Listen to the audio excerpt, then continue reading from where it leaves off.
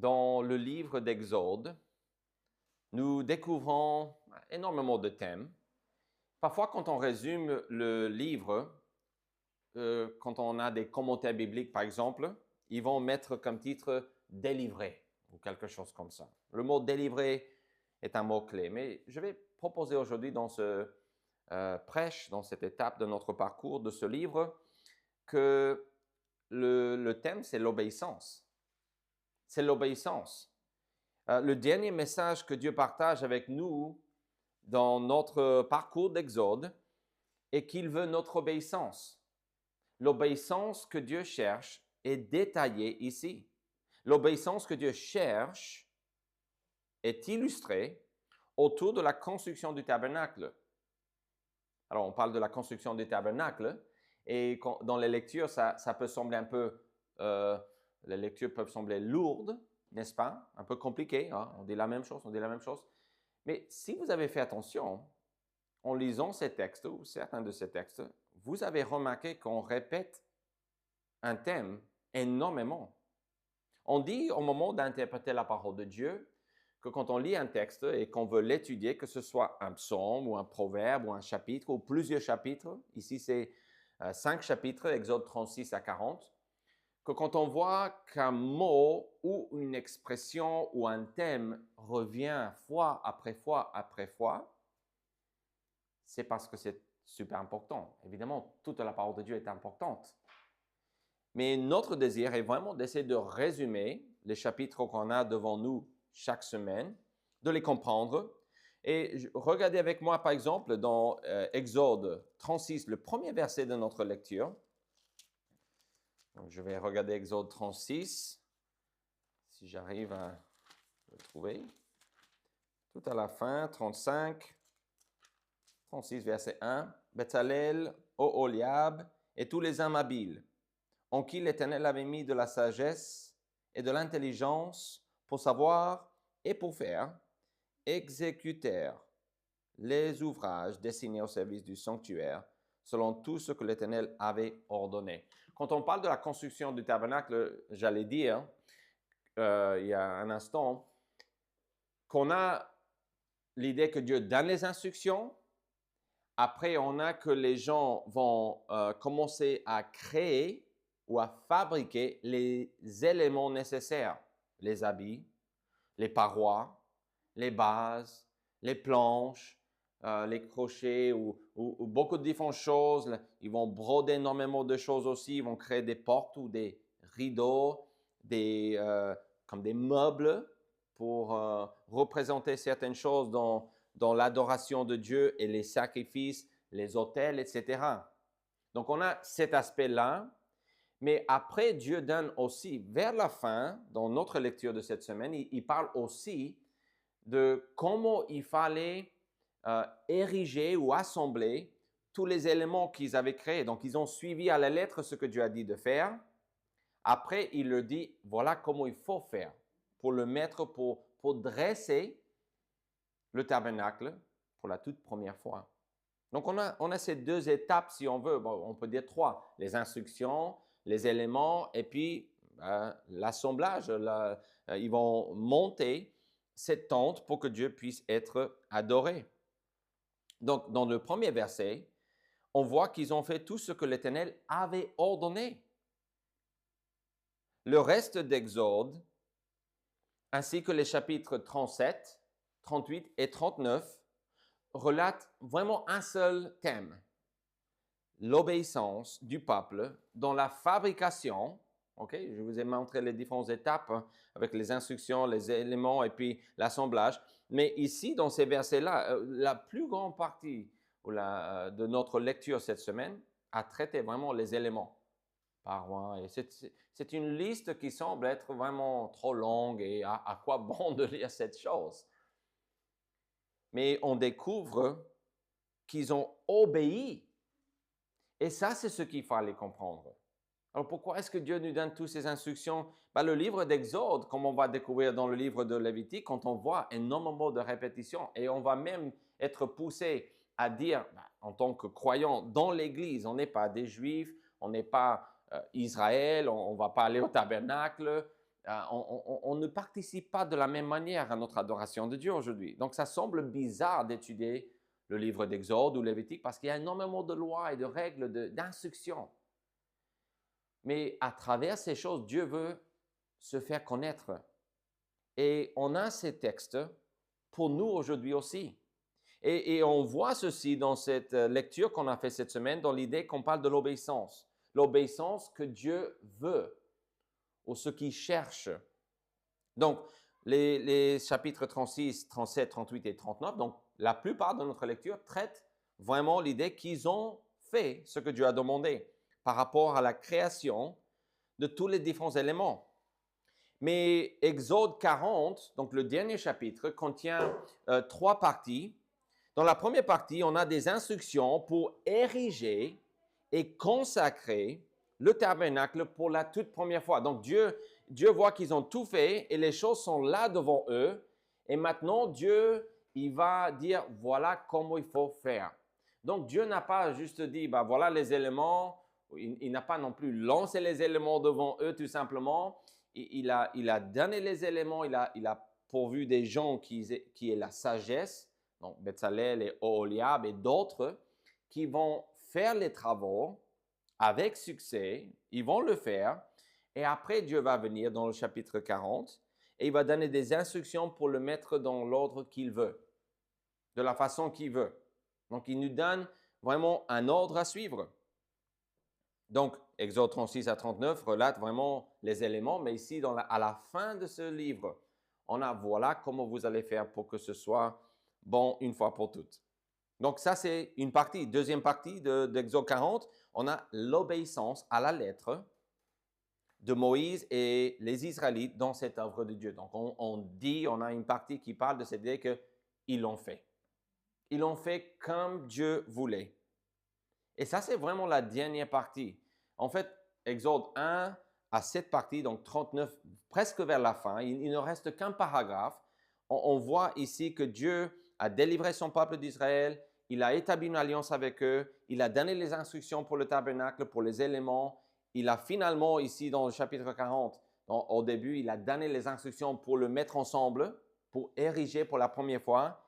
Mais il nous reste encore un paragraphe dans le livre. Et quand je parle de ce paragraphe, pour votre compréhension, je vais juste vous dire où ça se trouve. C'est chapitre 40, le verset 34. Je l'appelle un paragraphe, il peut y avoir 2 ici évidemment, mais 2 derniers paragraphes si on veut.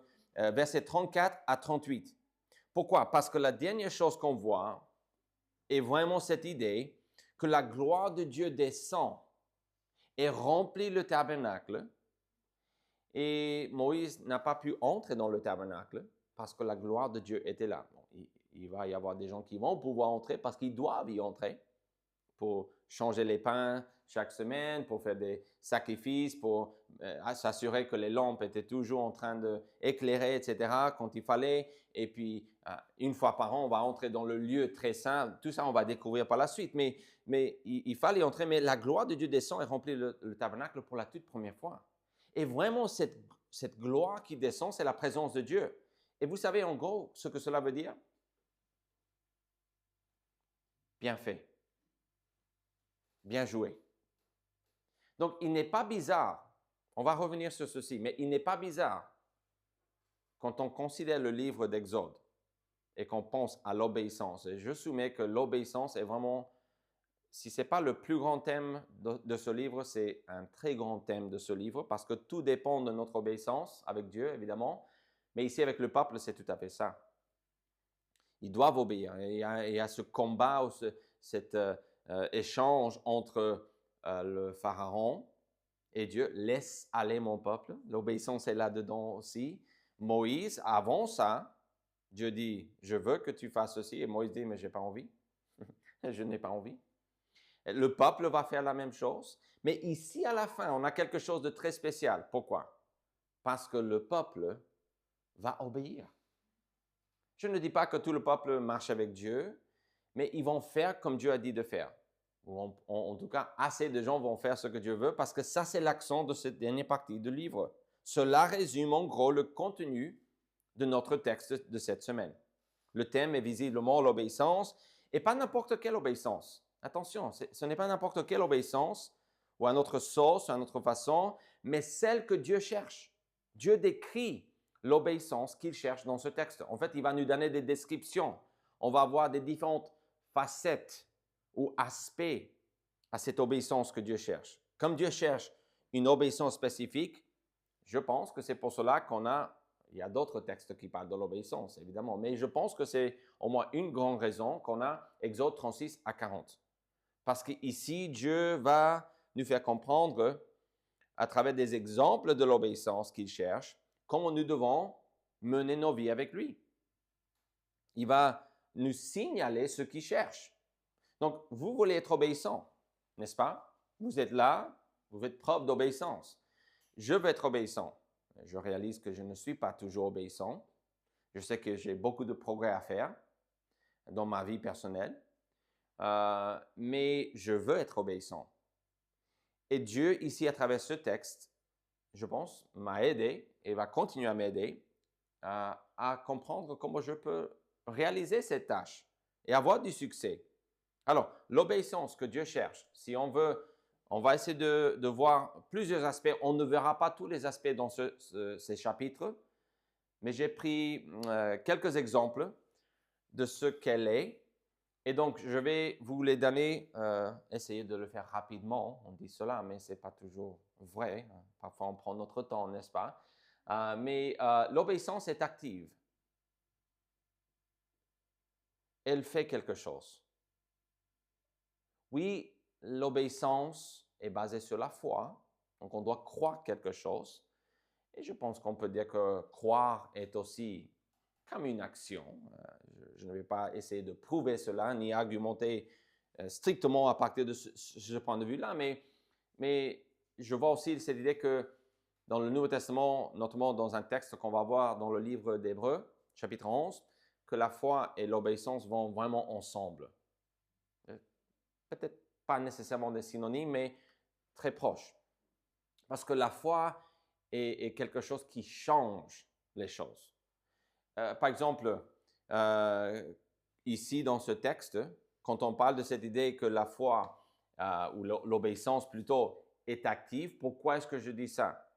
Parce que plus de 70 fois, écoutez cela, ça c'est 5 chapitres ici, 70 fois, plus de 70 fois, dans Exode 36 à 40, on emploie le mot F-I-T, fi, pour, ça c'est évidemment le passé simple du verbe faire.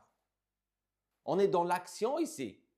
Le peuple finalement, je vais pas dire que c'est absolument chaque personne du peuple, le texte ne dit pas chaque personne, on dit que tout le peuple, mais on ne va pas oublier la rébellion et l'idolâtrie du peuple non plus. On sait qu'il y a des gens que Dieu dit, je vais vous punir éventuellement. Ma vengeance va éclater au milieu de vous. Donc, il y a sûrement des rebelles. Mais il y a énormément de gens ici dans ce peuple qui vont faire quelque chose, qui vont participer. Donc, vraiment, la preuve de ceci est vraiment, en lisant les 5 chapitres, remarquez combien de fois on dit faire ou fille. Et combien de choses ils ont. Le premier verset que je vous ai lu, en parlant de ces hommes, ils exécutèrent.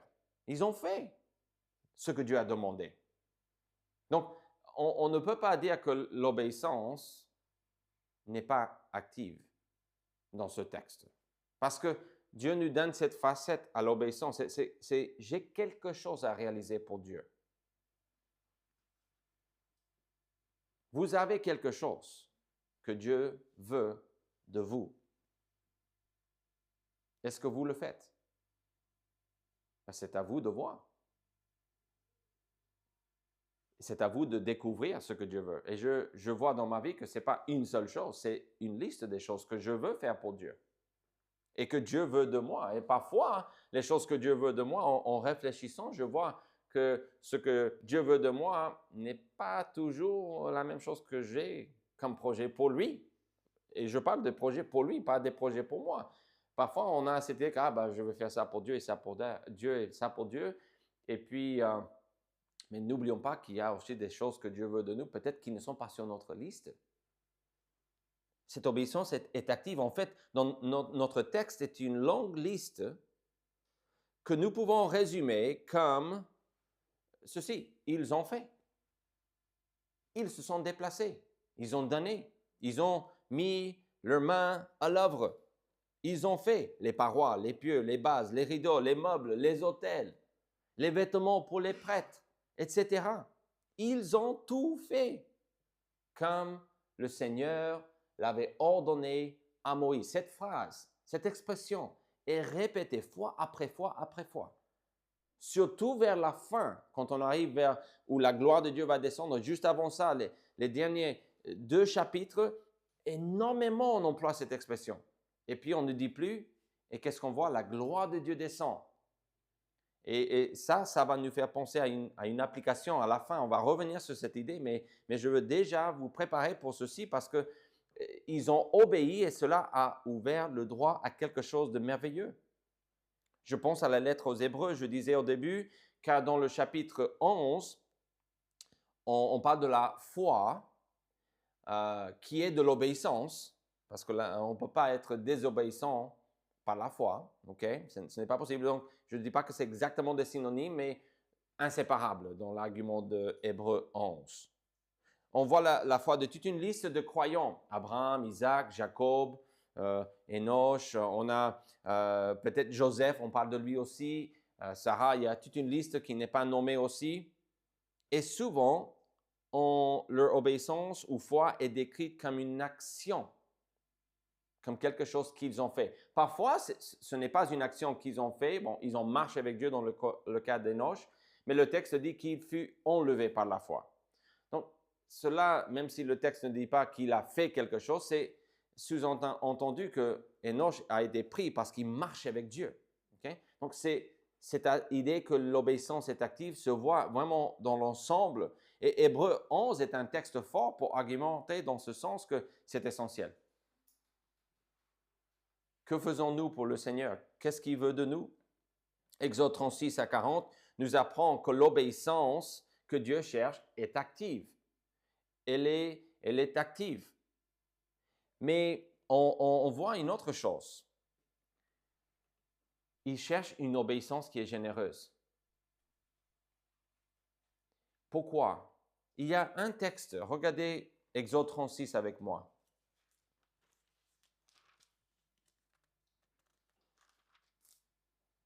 Et le verset 5. Vous vous souvenez qu'on a parlé déjà des offrandes dans notre parcours de ce livre. Et nous avons aussi vu que c'était pour les gens qui voulaient, ce n'était pas obligatoire.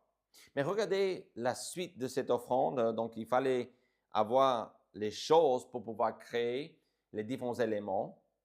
Le peuple apporte beaucoup plus qu'il ne faut pour exécuter les ouvrages que l'Éternel a ordonné de faire. Donc, ils vont dire, il faut les empêcher d'amener des choses. Parce que en fait, les prêtres vont venir, pas les prêtres nécessairement, mais les hommes qui travaillent vont dire, si on n'arrête pas, si on n'empêche pas le peuple, ça va être le bazar parce qu'on n'a plus la place, on a déjà trop, ça suffit. C'est une image que vraiment ce que Dieu cherche, et vraiment peut-être parmi toutes les choses qu'on va voir par rapport à cette idée que Dieu cherche une obéissance active, et on va voir toute une liste dans ce prêche. Mais peut-être ici, on a un argument, même si j'ai juste mentionné un seul texte, on a peut-être un argument pour dire que c'est peut-être le plus important, très important. Pourquoi? Parce que c'est volontaire. Dieu a demandé aux gens de donner, mais uniquement ceux qui voulaient de donner. Et ils ont donné d'une manière qui est généreuse. Et ce détail est là. C'est pas, peut-être de notre point de vue, on aurait pu peut-être juste pas le mettre dans le texte, mais pourquoi est-ce que Dieu met ce commentaire-là? Je pense que parce que l'obéissance, il cherche une obéissance qui est généreuse. Généreuse, beaucoup plus qu'il ne faut. Un exemple concret se trouve dans Exode, un autre exemple, si on veut, 38:8, il fit la cuve d'airain avec sa base d'airain. Mais on a un détail ici dans le verset 8. Encore une fois, Dieu aurait pu ne pas mettre ce texte, et ça c'est vrai de chaque texte, je sais, donc ce n'est pas un argument fort, tout simplement en le disant comme ça, mais en employant les miroirs des femmes qui s'assemblaient à l'entrée de la tente d'assignation. Ces femmes ont donné ce qu'elles possédaient pour réaliser, on parle de juste la cuve d'airain, on va l'appeler un meuble, du mobilier dans le tabernacle. Et pourquoi est-ce qu'on mentionne cela? Parce que je pense qu'elles ont donné de bon cœur, volontairement, comme l'offrande. Et je pense que l'argument, c'est peut-être pas le plus grand argument, mais je pense que l'argument a énormément de poids parce que c'était volontaire et les gens l'ont fait d'une manière qui est généreuse. Et vraiment, vous croyez que Dieu ne veut pas que vous soyez généreux avec son œuvre? Absolument, il veut notre générosité. On a un exemple ici, mais la générosité ne peut pas être forcée. En fait, je ne pense pas qu'elle peut être de la générosité si on doit tordre la main de quelqu'un pour qu'il le donne. C'est plus l'extorsion, ça, n'est-ce pas? C'est plus la force, l'obligation. Ça, c'est ce qu'un État doit faire, n'est-ce pas? Mais Dieu, il veut notre générosité. Et ça, c'est ce que nous voyons ici. C'est un aspect, c'est une facette, c'est quelque chose qu'on voit. Cette générosité est nécessaire pour que l'œuvre de Dieu puisse subsister, que ce soit une église, que ce soit un ministère qui soutient l'église, que ce soit n'importe quelle chose ou mission que vous avez dans la vie, la générosité est indispensable. Je pense à Esdras 1 à 4, parce qu'on voit que les Juifs sont dans la captivité et que les Juifs vont finalement retourner à Jérusalem. Ils auront le droit de retourner. Ceux et celles qui veulent peuvent.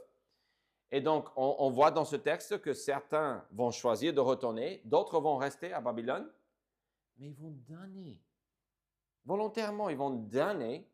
Pourquoi? Pour le tabernacle? Non, le tabernacle n'existe plus. Ils vont donner pour reconstruire le temple de Salomon qui a été détruit par les Babyloniens, plus ou moins 70 ans avant. Et ça, c'est vraiment un lien fort entre ce texte qu'on voit ici avec cette offrande. Dans le dernier mois, j'ai été contacté par 2 individus des Pays-Bas qui ont visité notre église et ils m'ont contacté avec un seul but, me demander comment ils pouvaient donner de l'argent à cette église. Ça, c'est la générosité, mes amis. Des gens qui partent en vacances, qui vont à l'église déjà, c'est dans une église qui ne comprennent pas tout à fait la langue, c'est une chose. Deuxièmement, qui voient l'œuvre de Dieu qui ne le concerne pas et qui disent « je veux », c'est de la générosité, mes amis. Ne croyez pas que nous pouvons faire quelque chose pour Dieu sans être généreux, parce que c'est impossible. Car Dieu a tant aimé le monde qu'il a donné son Fils unique. La générosité est vraiment au centre de ce que c'est d'être chrétien. Qu'on soit en Europe ou ailleurs, ça c'est ce que Dieu veut. Il cherche cette obéissance. Mais l'obéissance est aussi totale. Parce que on a plusieurs exemples de ceci. Par exemple, dans Exode 38, 22, on dit que Bezalel fit tout ce que l'Éternel avait ordonné à Moïse. Tout. Le chapitre 39 et le verset 23. Je pense que c'est... Non, 39, 42, excusez-moi. 23 aussi, il y avait au milieu de la robe non, excusez-moi, c'est toujours 42, je me suis trompé là. 39, 42, on va essayer. Les enfants d'Israël firent tous ces ouvrages en se conformant à tous les ordres que l'Éternel avait donnés à Moïse. Moïse examina tout le travail Et voici, ils avaient fait comme l'Éternel l'avait ordonné. Ils avaient fait ainsi et Moïse les bénit. Ça, c'est une obéissance totale. Je ne dis pas une obéissance parfaite dans le sens que ces gens n'étaient pas pécheurs. Ils étaient pécheurs. N'oublions pas le veau en or ou doré ou d'airain qu'ils ont construit pendant que Moïse recevait les 2 tables de l'Alliance. OK? Mais quand Dieu a dit, voilà comme il faut faire, ils l'ont fait. Ils ont fait tout ce que Dieu a demandé. On dit même dans le chapitre 40, verset 33, vers la fin, ce fut ainsi que Moïse acheva l'ouvrage. Ça veut dire qu'il a commencé, mais ils ont fini. Parce qu'il ne restait plus rien à faire. Ça, c'est total. C'est une obéissance totale du peuple. Il n'était pas parfait. Il y avait énormément de rebelles. Parce qu'on sait, parce qu'ils vont finir éventuellement, on n'est pas encore là dans l'histoire, mais ils vont finir dans le désert, en train de errer pendant 38 ans, parce que ça va leur prendre 2 ans pour arriver à ce moment-là. Et donc, ils vont errer dans le désert. Au total, ils vont rester en dehors du pays après l'Égypte 40 ans. Donc, c'est juste qu'ici, ils font ce que Dieu demande. Et ça, c'est une image de nous aussi, n'est-ce pas? On peut réussir dans la vie chrétienne, mais on peut aussi ne pas réussir. Et comme c'est le cas avec le peuple, c'est le cas avec nous. On n'est pas parfait. Mais il ne faut pas, avant d'avancer, il ne faut pas oublier que quand on parle dans la Bible d'un exemple qui semble être total ou parfait, comme une obéissance totale ici du peuple, on l'a toujours dans le contexte du péché. Je vais dire, le peuple fait ce que Dieu demande, donc ça c'est correct. Mais on sait qu'ils sont pécheurs. On le voit avant et on va l'avoir après dans cette histoire. Mais il y a un exemple dans la parole de Dieu d'un homme qui n'a jamais fait le mal. D'une personne qui a toujours veut dire toujours, fait ce que Dieu demandait. Jésus dit de lui-même, Jésus donc leur dit, quand vous aurez élevé le Fils de l'homme, alors vous connaîtrez ce que je suis et que je ne fais rien de moi-même, mais que je parle selon ce que le Père m'a enseigné. Celui qui m'a envoyé est avec moi. Le Père ne m'a pas laissé seul parce que je fais toujours ce qui lui est agréable. Ça, c'est le témoignage de Jésus. Donc, quand on est dans cette histoire d'Israël, dans l'histoire de la Bible que nous étudions, à travers tous ces parcours que nous faisons ensemble, n'oublions pas, Jésus a tout fait parfaitement. Lui, il n'est pas comme Israël qui va rester dans le désert sans succès. Il va obéir. Il ne va pas céder à la tentation du diable quand il est tenté. Dans le Nouveau Testament, on va tenter, on va essayer de faire pécher Jésus, mais sans succès. L'exemple qu'on voit ici est que Dieu cherche une obéissance, mais une obéissance qui est totale. Mais j'ai aussi vu quelque chose qui semble être à l'encontre de cette idée dans un sens, peut-être quand je le dis, mais il cherche aussi une obéissance individuelle. Qu'est-ce que cela veut dire? Je ne sais pas comment vraiment formuler cette idée, mais en l'expliquant, peut-être vous allez voir à quoi je me réfère ici. Mais dans l'idée d'obéir, cela ne veut pas dire que chacun doit faire exactement la même chose. Quand vous faites des cookies, votre désir, normalement, ça dépend des cookies. Aujourd'hui, on peut faire plein de choses bizarres, mais quand vous faites des cookies ou peut-être vous allez faire des chaussettes, vous faites tricoter des chaussettes, ou je ne sais pas combien de différentes façons on peut faire des chaussettes, mais vous voulez les faire. Normalement, on veut que les deux soient pareils, en théorie, visuellement, n'est-ce pas? Ce n'est pas toujours garanti. Si vous avez des enfants chez vous toujours et ils sont certainement pratiquement la même pointure du pied, il y a des chaussettes bleues qui partent à l'école avec des rouges. C'est comme ça souvent chez nous. C'est parce qu'on ne trouve pas le deuxième. Mais avec des cookies, on veut qu'ils soient plus ou moins, en tout cas, même goût, ça c'est sûr, mais même forme, même taille, etc. C'est le désir. Mais dans la foi chrétienne, l'obéissance que Dieu demande n'est pas que tout le monde va être pareil. Tout le monde va être pareil dans le sens qu'ils vont vivre pour Dieu totalement. Mais pourquoi est-ce que je dis cela? Parce que, regardez Exode, j'espère que c'est 38, 23, parce que tout à l'heure, j'avais un petit verset qui n'était pas au bon endroit, hein, apparemment. Mais 38, 23, j'ai mis, on va voir si c'est vrai. Moïse, à la fin de verset 22, on dit Moïse, mais il eut pour aide Oholiab, fils d'Ahisamach, etc. C'était juste cette partie-là. Hein. Il eut pour aide Oholiab.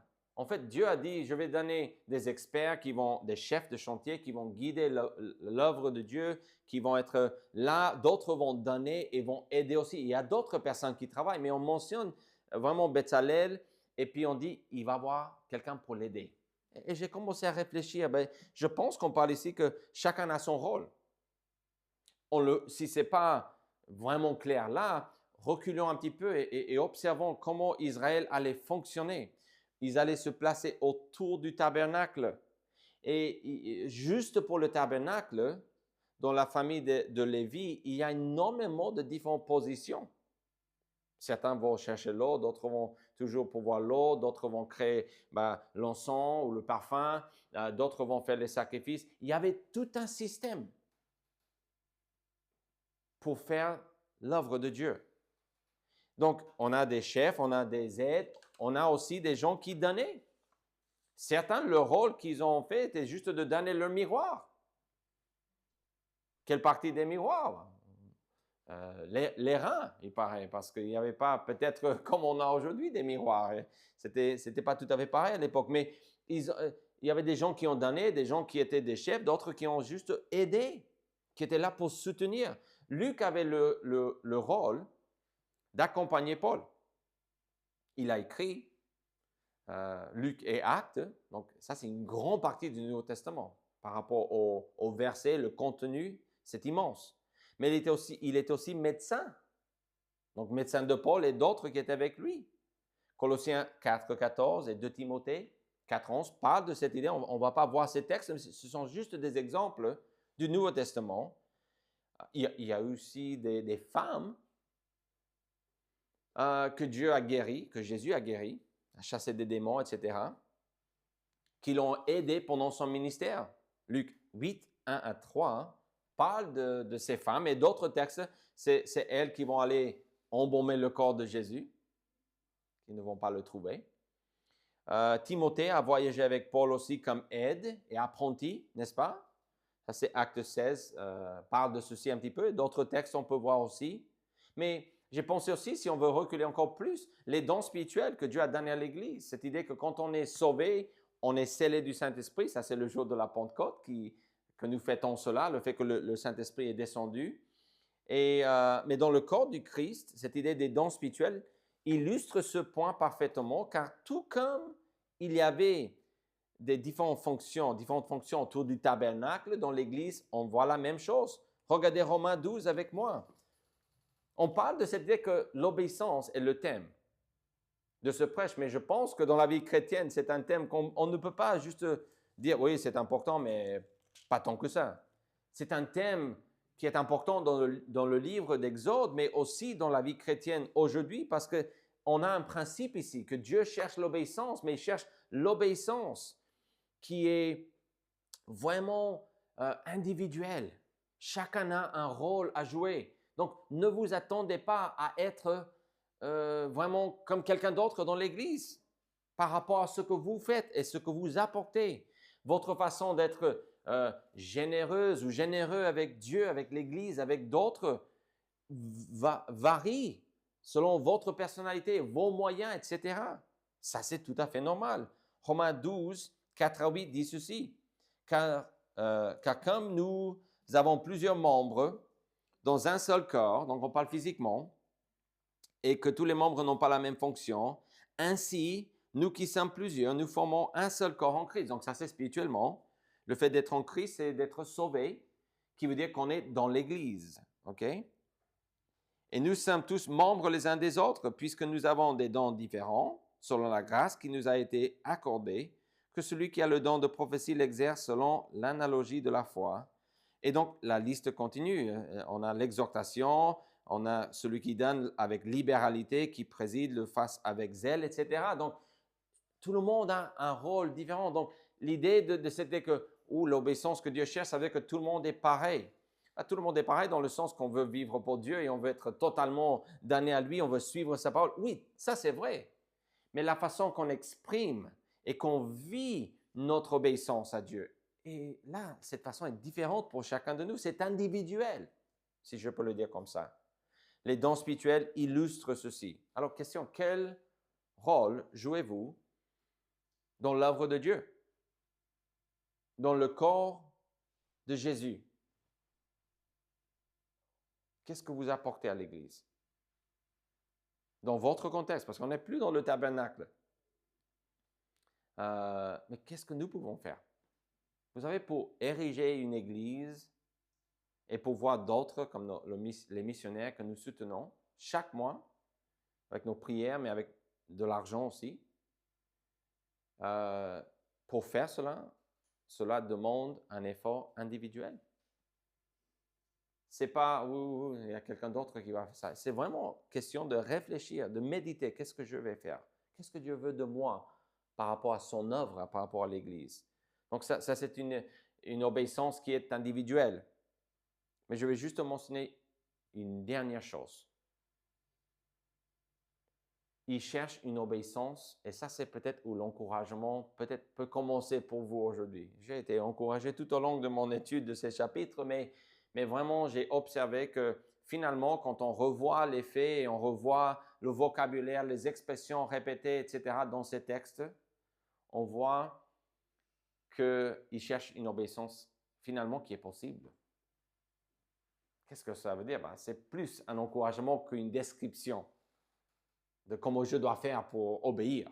Vous voyez, c'est plus l'idée que, mais c'est faisable. C'est faisable. Je peux le faire. Bezalel, Oholiab et tous les hommes habiles, le verset 1 de chapitre 36 que je vous ai lu au début, dit, exécutèrent. Ça veut dire que c'est possible. Ils l'ont fait. Dieu a dit, voilà ce que je veux, et ils l'ont fait. Je pense, pour comprendre ce prêche, il faut un petit peu voir la différence entre, on parle ici d'une tâche spécifique, de l'œuvre de Dieu. On ne dit pas que ce peuple a vécu de A à Z de leur vie parfaitement en communion avec Dieu. Le texte ne dit pas cela. Il ne faut pas confondre ces deux éléments. Je ne marche pas toujours fidèlement avec Dieu. Parfois, je manque de sagesse ou je peux être en colère ou je peux être fatigué et me laisser emporter par, je ne sais pas, le doute ou la panique. Comme vous, j'ai des faiblesses. Mais il faut plus voir ce prêche pas que Dieu cherche que je sois vraiment parfaite ou parfait. Dieu veut notre perfection. Il veut que nous grandissions dans la foi, etc. Tout à fait. Mais ici, on est dans la construction du tabernacle. On est dans l'idée de réussir dans les choses que Dieu a pour nous. Donc, je pense qu'on est plus dans cette idée que si Dieu m'a donné un don spirituel dans l'Église, je dois l'exercer. Je dois l'employer pour l'édification de l'Église. Et je peux faire cela. Et ça, c'est vraiment la différence. C'est possible parce qu'on voit ici que des gens l'ont fait. Ils ont accompli des choses pour Dieu. Peut-être il y a plusieurs projets ou étapes dans votre vie que vous allez réaliser pour le Seigneur Jésus-Christ. Donc, ce n'est pas toujours un qui dure toute votre vie. Il peut y avoir des étapes.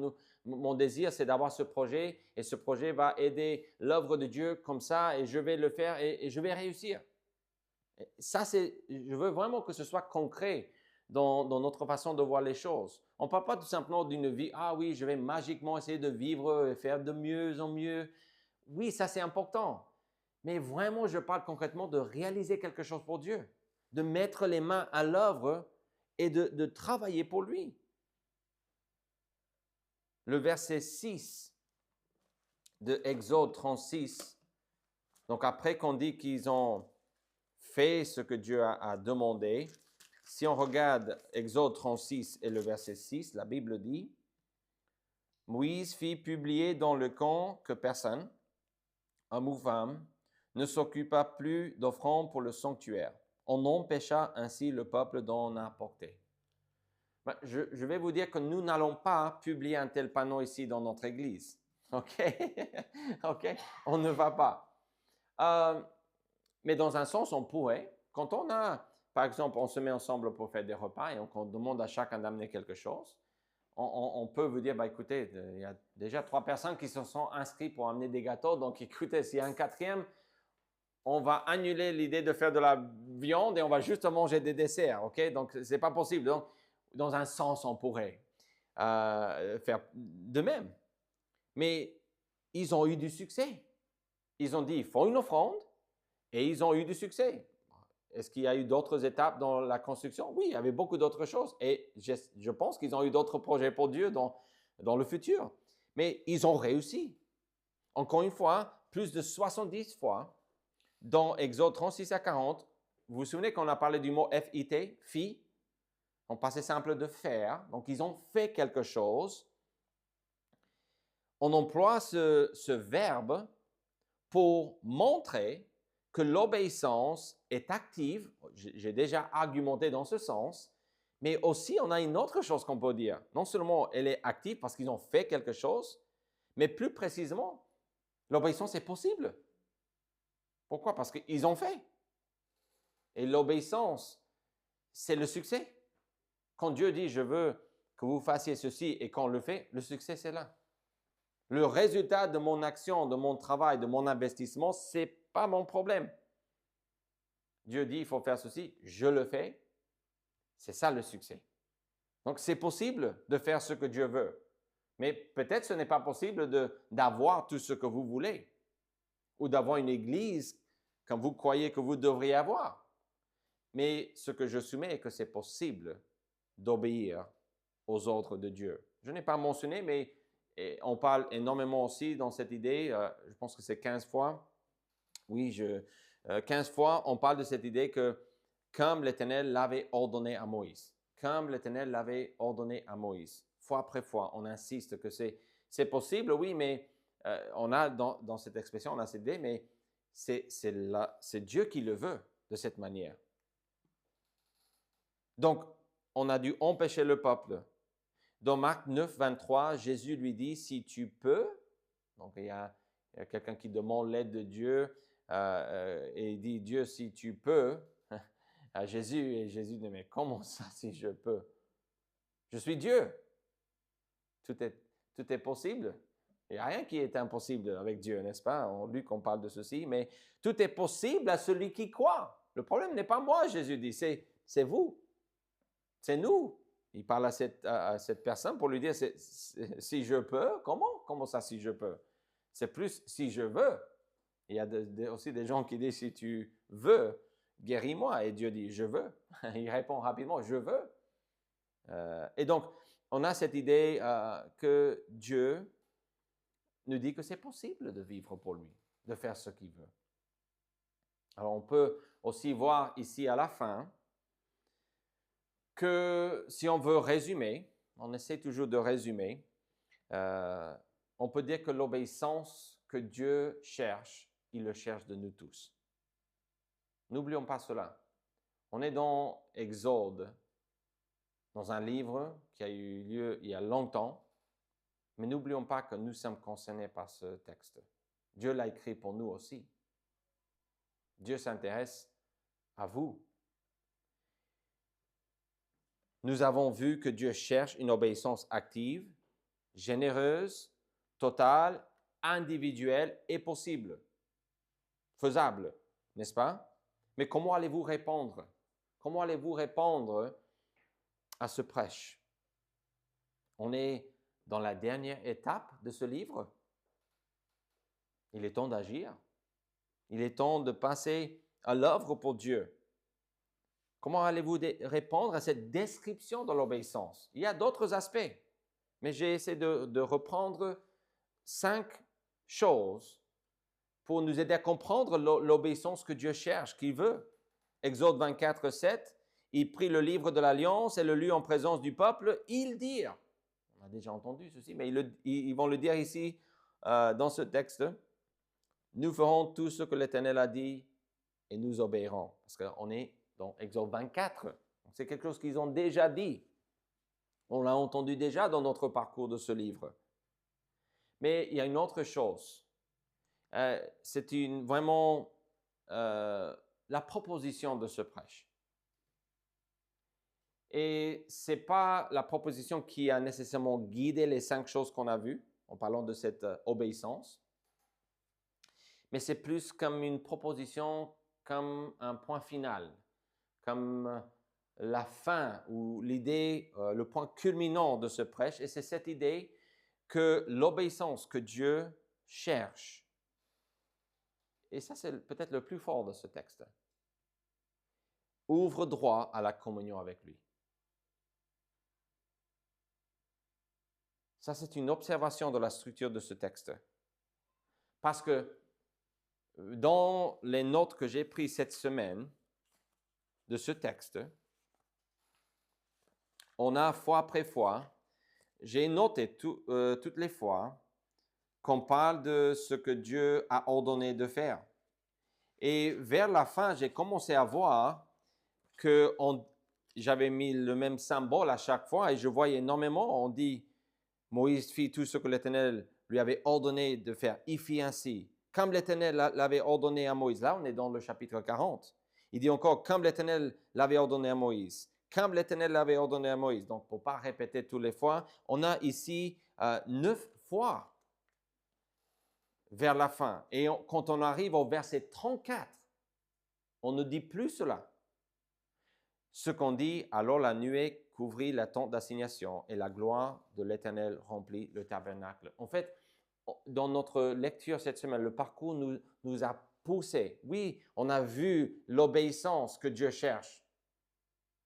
Mais on a vu cela pour arriver à ce point. C'est comme la cerise sur le gâteau.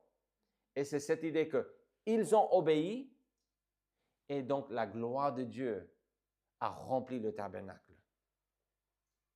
Cela est exactement ce qui se passe dans notre vie. Quand on est humble, quand on vit en soumission, quand on confesse nos péchés, on peut marcher dans la lumière comme il est lui-même dans la lumière. Ce rapport est fort et visible dans ce texte. Donc, visuellement en structurant le texte, je vois, on répète, fois après fois. Et on arrête et la gloire de Dieu descend. Pourquoi est-ce qu'on dit ils ont obéi, ils ont fait tout ce que Dieu a demandé, comme Dieu l'a ordonné, fois après fois. Et puis tout d'un coup, on arrête et puis on a la gloire de Dieu. Parce que vraiment, quand on est obéissant à Dieu, cela ouvre droit à la bénédiction comme ça, de sa présence. Donc, la communion avec Dieu est conditionnelle. Être en relation avec lui, être un enfant de Dieu n'est pas conditionnel. C'est conditionnel dans le sens qu'on doit se repentir et croire pour l'avoir. Absolument. Mais une fois que vous êtes un enfant de Dieu, il n'y a plus de conditions pour être un enfant de Dieu. Mais ce qu'il y a, il y a des conditions à remplir pour marcher avec lui. Parce qu'on ne peut pas faire n'importe quoi et croire qu'on marche avec lui. Dieu ne vit pas dans les ténèbres. Donc, si nous sommes dans les ténèbres, Dieu n'est pas là. On peut être un enfant de Dieu, loin de lui, mais il faut savoir, on est loin de lui. Donc, Dieu va remplir le tabernacle. Pourquoi? Parce qu'il veut habiter avec son peuple. Donc, l'obéissance que Dieu cherche, oui, c'est toute une liste des choses.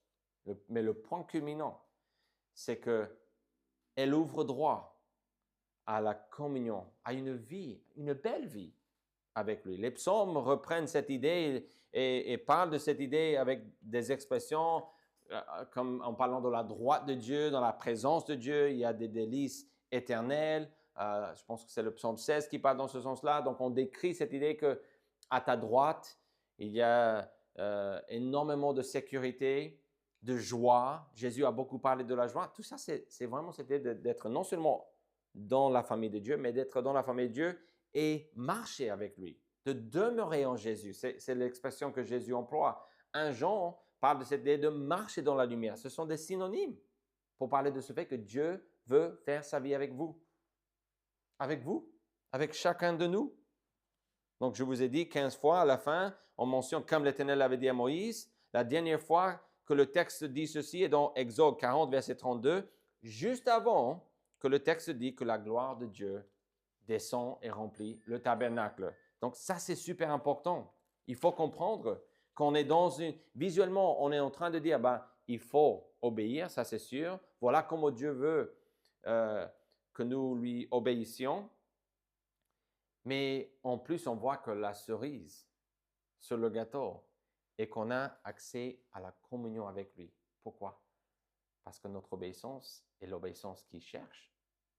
Quand votre obéissance est l'obéissance que Dieu cherche, que ce soit dans une tâche ou dans votre parcours spirituel avec Dieu, votre marche avec Dieu de tous les jours, au quotidien,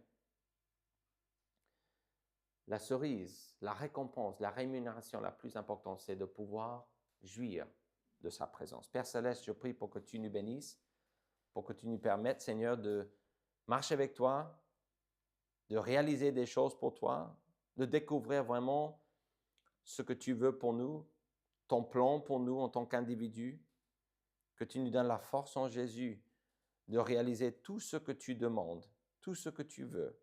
Au nom de Jésus-Christ, nous prions. Amen.